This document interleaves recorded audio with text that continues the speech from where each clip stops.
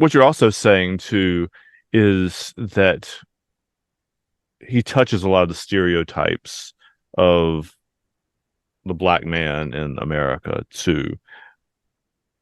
I don't think that I've seen a black man in my time that encompasses the good and the bad about Mhm. us as black men and the hip hop community and our community the way Tupac does.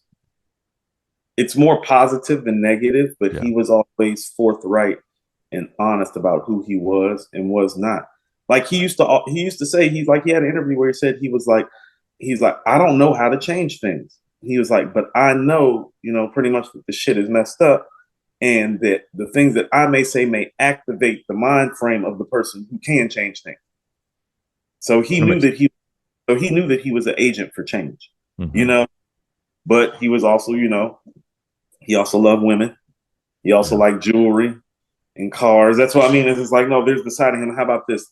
This is what I mean, the good and the bad. Well, let's get to the bad part. It's like, well, he would take a house or a car or some jewelry from Suge instead of taking millions of dollars. Pac needs some money. It's like give Pac $50,000 and go buy him a new Benz. You know what I mean? Yeah. That's the bad part of us sometimes as black men that come from impoverished circumstances. You know what I'm saying? Okay. So his business affairs weren't all the way together. You know what I mean? Like sometimes Right. young who don't have formal business degrees and education tend to be and don't have anybody to really Yeah. teach them. Like he grew up in a Black Panther party. Financial literacy wasn't part of the conversation. Like most people, like even I didn't pay attention to financial literacy really when I was 18, like or 19, like, and very, very few people do. So, When I was at UNCG my sophomore year, so I'm 19. mhm. Probably wasn't even 19. I was probably still 18, about to be 19. It was in the summertime. I had this older upperclassman I was cool with, really, really savvy guy. He was one of those guys just built for business and nothing else. He gave me a stock tip one day. First of all, outside of Dr. Bratton Mhm. in applied economics doing the stock market shit with us, you remember that? Yeah. Outside of that, had no knowledge of stock market whatsoever. And to your point, even though my team came in second place, Andrew, I paid very little attention to what Dr. Bratton was teaching us about stocks. I was like, I live in fucking Southwest Boulevard in the hole. I don't even know if the lights are gonna be on when I get home. Ain't nobody thinking about no damn stocks. That's Mhm. part of the Right. part of it.